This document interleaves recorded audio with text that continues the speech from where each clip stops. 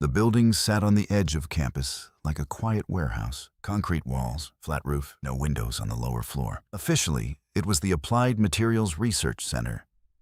But inside it felt closer to a machine shop than a university lab. Most mornings began the same way. Delivery trucks backed up to the loading bay. Graduate students shuffled in with coffee and backpacks. Air compressors hummed somewhere behind the walls. Nothing dramatic ever happened here. The corridors smelled faintly of ethanol and dust. Metal carts rattled across tile floors. Safety posters warned about solvents and lasers. A typical American research lab. Quiet funding, quiet experiments. But one room always felt slightly different. Room 214 housed a clean bench used for microparticle work. The room had strict rules: no food, no paper, no unnecessary contact with surfaces. Every object was wiped before entering. On the glass isolation chamber in the center of the room, technicians sometimes noticed something strange. Not fingerprints exactly, more like ghost smudges. Thin branching patterns appeared on the glass surface. They looked almost like frost spreading across a cold window. The odd part was timing. They appeared after the glass had been cleaned, and sometimes they formed without anyone touching the chamber at all. Most people blamed bad cleaning solution, but one technician noticed something else. The patterns always appeared after someone pulled off their nitrile gloves. No one wrote it down. The lab had bigger projects to worry about. The morning Daniel died started like every other Tuesday. He arrived before 8. Security cameras showed him swiping his badge at the lab entrance. He carried a backpack and a plastic coffee cup. Nothing unusual. He walked the same hallway he had walked for 6 years. At 9:12 a.m.,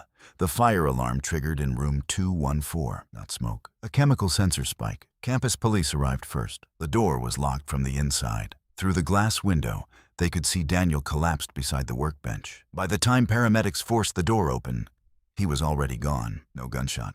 No knife wound. The medical examiner later wrote a careful sentence in the report: suspected exposure to toxic compound. The room itself looked almost untouched. Equipment still powered on, instruments running quietly. Nothing overturned, nothing broken. But detectives noticed something on the glass chamber: a clear fingerprint, sharp ridges, perfect pattern. They ran it through the system. It matched a man named Marcus. Marcus worked in another building across campus. Different department, different project. He had never signed into this lab. Security logs confirmed it. His key card never opened the door, yet his fingerprint sat clearly on the glass chamber next to Daniel's body. Not smudged, not partial. A perfect print, exactly where someone would place their hand while leaning over the bench. The problem was simple. Marcus had never touched that glass. Not once. University administration reacted fast. Too fast, some people thought. Campus security conducted an internal investigation. They checked cameras, badge logs, and lab access records. The story they presented 2 days later sounded neat and complete. Marcus had visited the lab weeks earlier. During that visit, investigators claimed he must have touched the glass chamber. His fingerprint stayed on the surface. Later, Daniel accidentally released a toxic chemical during an experiment. Tragic accident. Wrong place. Wrong timing. Case closed. It sounded plausible to anyone outside a laboratory. Fingerprints can remain on glass for days, sometimes longer if the room is dry and undisturbed. Detectives have seen prints survive even weeks under the right conditions. The report explained it that way. Marcus's fingerprint was old. Daniel's death was unrelated. No foul play. University lawyers approved the statement. Local police accepted the conclusion. The death was ruled an industrial accident during research work. Marcus was briefly questioned and released. News coverage lasted exactly 1 news cycle. Lab accident claims researcher. The campus moved on quickly.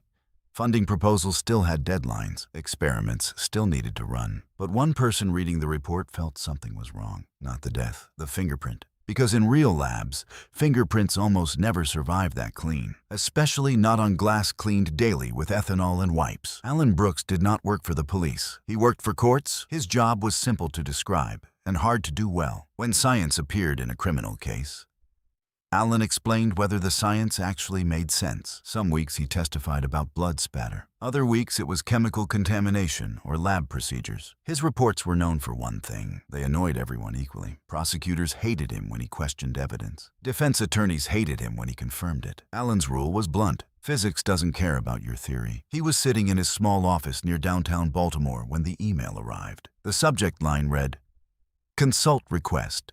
Fingerprint anomaly."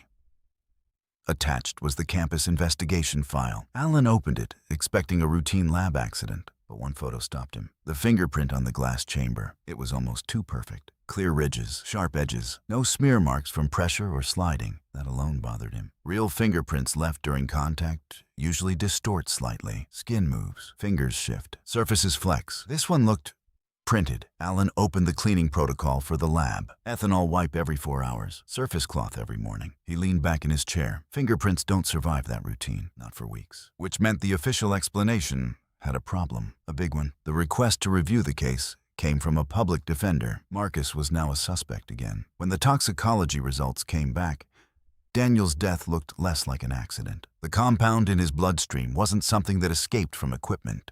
It had been deliberately introduced. Poison. And Marcus's fingerprint on the chamber suddenly mattered again. Alan stared at the file late into the evening. 2 explanations existed. The first option was simple. Marcus had entered the lab somehow, without a key card, and left the print during the murder. That meant security logs, cameras, and door sensors all failed. Possible, but extremely unlikely. The second option was worse. The fingerprint had been planted. That idea sounded ridiculous at first. Fingerprints are considered one of the most reliable forms of physical evidence. You cannot easily fake them on glass surfaces. At least that was the assumption. But the photo still bothered him. The ridges were too clean, too uniform. Alan printed the image and placed it beside several real latent prints from past cases. They didn't look the same. He closed the folder slowly. If the fingerprint had been planted, the method had to be unusual. Not ink, not a mold, something else. And that meant the investigation was only beginning. Alan started where every forensic scientist starts, the surface. He visited the lab 3 days later. Campus police escorted him through the building and into room 214. The glass chamber still stood in the center of the room. The fingerprint had already been lifted for evidence, but Alan wasn't interested in the missing print. He was interested in the glass itself. He put on gloves and walked slowly around the chamber. Clean surface, no scratches, no dust. He asked a technician to demonstrate the cleaning routine. Ethanol spray, wipe, dry cloth. The glass ended spotless. Then Alan asked something unusual.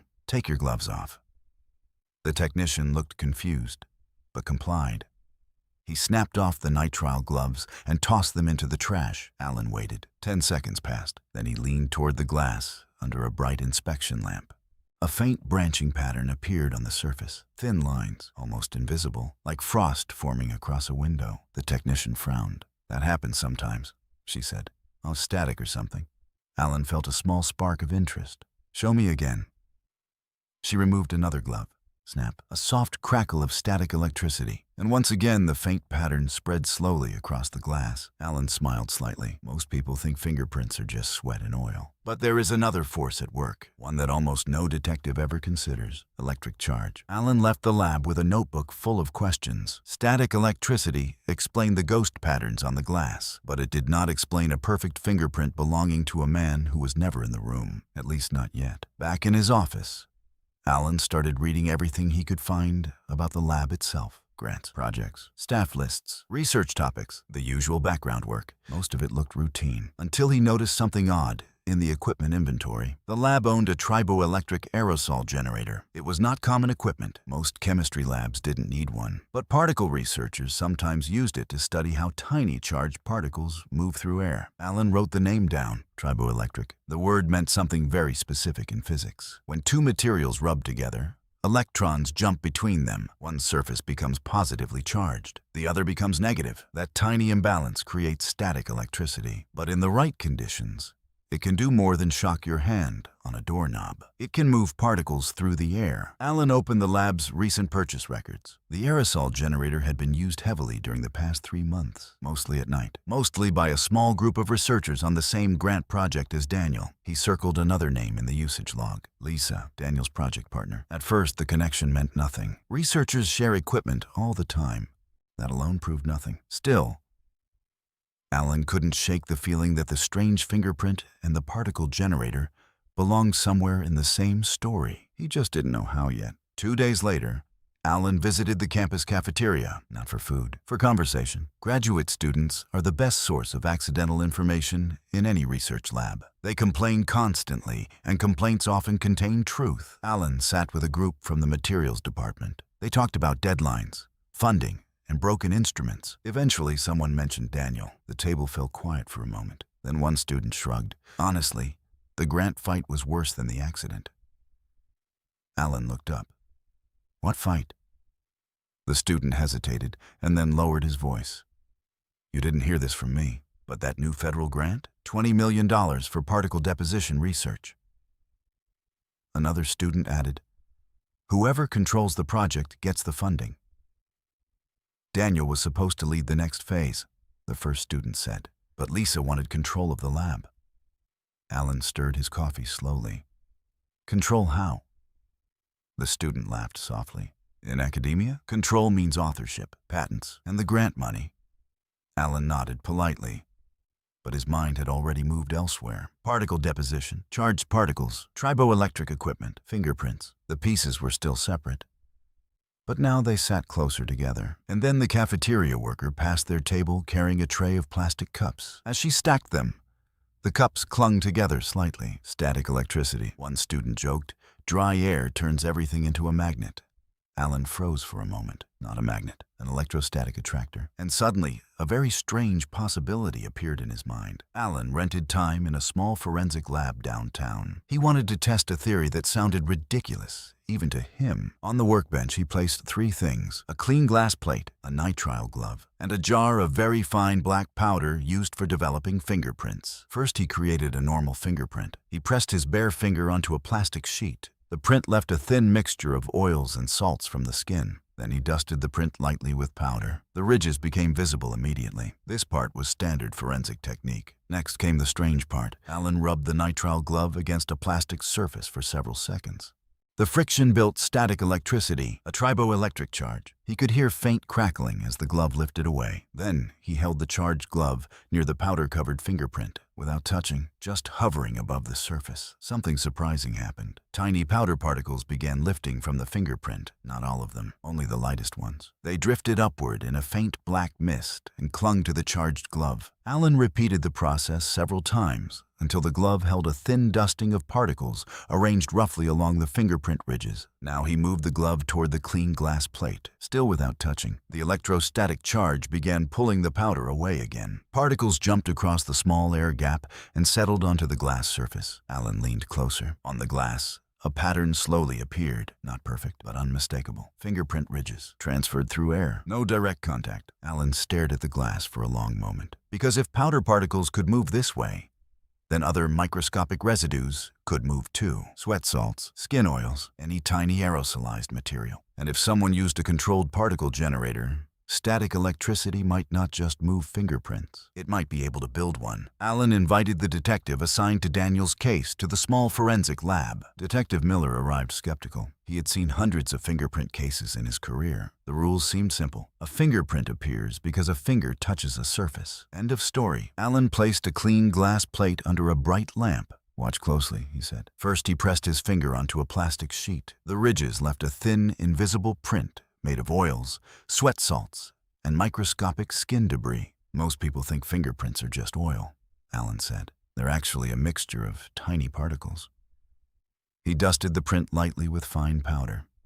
Dark ridges appeared. Now, Alan turned on a small particle generator sitting beside the bench. A faint stream of air flowed through the chamber. Inside, a plastic disc rubbed against another surface as it spun. Friction built an electrical charge, triboelectric charging. The same effect that makes a balloon stick to your hair, but here it happened thousands of times per second.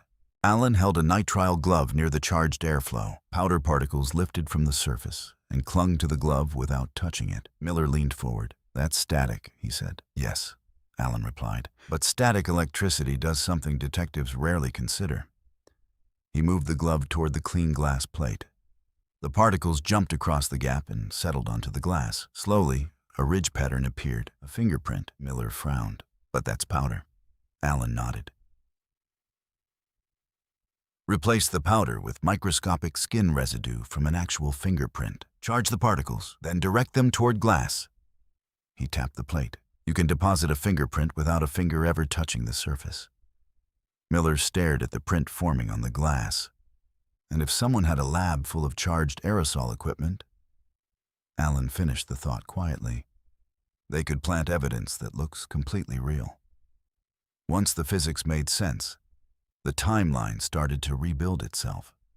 Allen and Miller returned to the research lab with a new perspective. The aerosol generator in Daniel's lab was not just equipment, it was the key tool. Triboelectric particle systems are designed to charge microscopic particles and move them through controlled airflow. They are used in research on pollution, filtration, and microdeposition, exactly the kind of work Daniel's project studied. Allen examined the generator's internal chamber. Inside, he found traces of residue that didn't belong to the official experiment logs. The particles contained tiny fragments of skin salts and fatty acids, human fingerprint residue. Someone had run a deposition test using biological material. Then they checked the timeline. Security cameras showed Lisa entering the lab late the night before Daniel died. She carried a small sealed container from another building, Marcus's building. Marcus worked with polymer films used for fingerprint capture experiments. That meant one thing. A fingerprint sample from Marcus could have been lifted from plastic or tape. The microscopic residue could then be aerosolized and electrically charged. The generator would disperse the particles. Electrostatic forces would pull them toward the nearest glass surface, and the particles would settle along their original ridge patterns. A fingerprint transferred through air. No contact required. The glass chamber beside Daniel's body had been the perfect target surface. By the time Allen finished the reconstruction, the pattern pointed clearly to one person, Lisa. Her research records showed months of work on charged particle deposition. She understood triboelectric charging better than anyone in the building. More importantly, the grant records told a quieter story. Daniel had been selected to lead the next phase of the federal project. The decision had been finalized only 2 days before his death. Leadership meant control.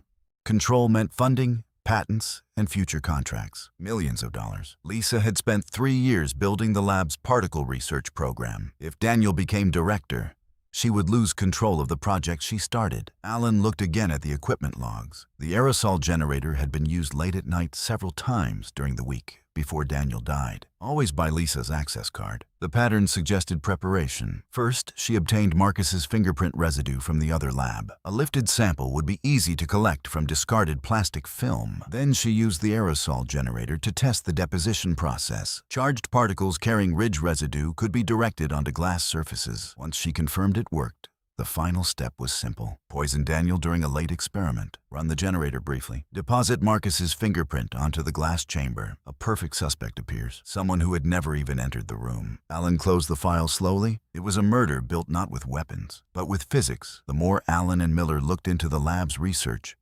the stranger the case became. Lisa had not invented the physics. Triboelectric charging and particle deposition were well known in material science. The same principles are used in powder coating, air filtration, and even some types of 3D printing. But one application kept appearing in the research papers: trace evidence transfer. Allen opened a recent conference presentation from Lisa's group. The slides discussed controlled electrostatic deposition of microparticles onto glass substrates.